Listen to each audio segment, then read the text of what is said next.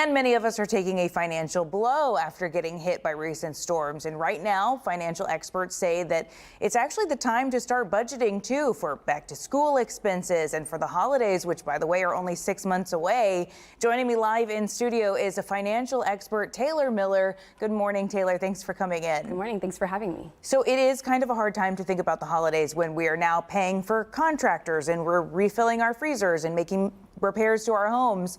So why would you say that it's still critical to also plan for the future when the present kind of feels overwhelming right now? That's a great question. Really, coming up with a plan helps you with those unforeseen expenses, things that are going on right now, things that we weren't prepared for. And so kind of thinking through what can I allocate, where do I have extra, so that you can kind of squirrel away a little bit each month over the next few weeks, over the next few months for whatever might come up in the short term, if it's a fence that you're trying to fix, or the long term as things come up over the next few months. And so if we are having to pay for things out of pocket right now, how would you suggest that we also be planning for our future expenses? Yeah, that's a great question.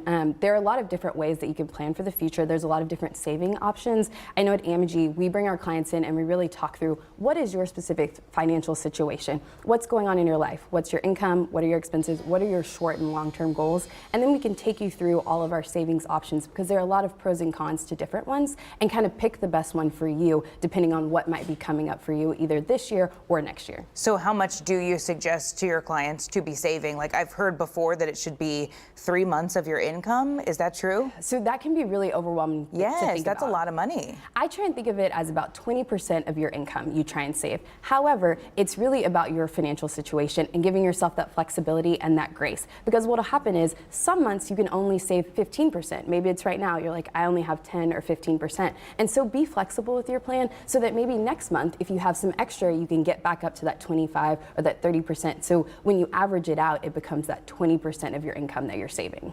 There's trouble with the 3 months plan that I've heard too, is that if something did happen to you, if you do have to make home repairs or you lost your job or something like that, you would immediately start cutting back. So it's not like you'd need your full budget for 3 months. Yes, and depending on what that expense is, it might not actually take that full 3 months. And so really what you want to think about is how much after I've paid for the things that I need to pay for, can I put away? And maybe that only looks like 1 month this month. And maybe it looks like 6 months down the line when we have less expenses kind of burdening us right now. So talking about where to put it away, where is the best place that you suggest putting our savings? Yeah, there's a lot of really great options. So maybe you come into Amegy and you want to open a CD. So let me explain what a CD is. It's a certificate of deposit. It allows people to put away a certain amount of funds held for a specific amount of time, and banks are going to pay you a little bit higher interest on that because your funds are basically locked down. You really can't get to them during that period of time, but it's going to earn a little bit higher interest. With a CD? Yes, with a CD. Okay. And that's compared to a traditional savings account. So that type of account is also going to earn interest, but the funds are accessible, and so the interest is just a little bit lower.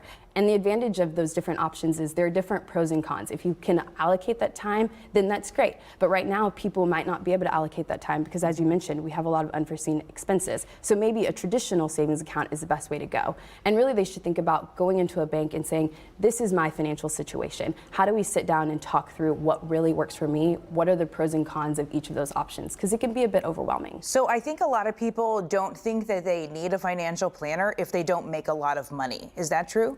That's not true. At any time, you can figure out who the right financial planner is. I would say at Amegy, what happens is we have our clients come in. We are not always certified financial planners. Sometimes it's just talking to a banker and saying, hey, I looked at your website and there were so many options and I just need someone to talk me through what are each of those options. And so it doesn't have to be as elaborate as this financial planner. It could just be sitting down with your banker and just going through what are the best options. Understanding it better. Exactly. Okay, good to know. And so like I mentioned at the beginning of this segment, the holidays are in 6 months. So in the next 6 months, we've got a lot of spending that most families will do. How do we budget for that, or what's a good percentage to set aside for that? Yeah, so I was reading somewhere that the average person spends about $1,500 during the holidays. So if that's your number, I know that's a lot. It's a lot, but it's probably true. Yes. Yeah. And if that's your number, then you say, okay, how do I break this up into smaller, more attainable chunks? And so that might look like saving $250 a month over the next 6 months to get you to that $1,500 goal. And that allows you to kind of prevent that overspending, which is something I'm very familiar with.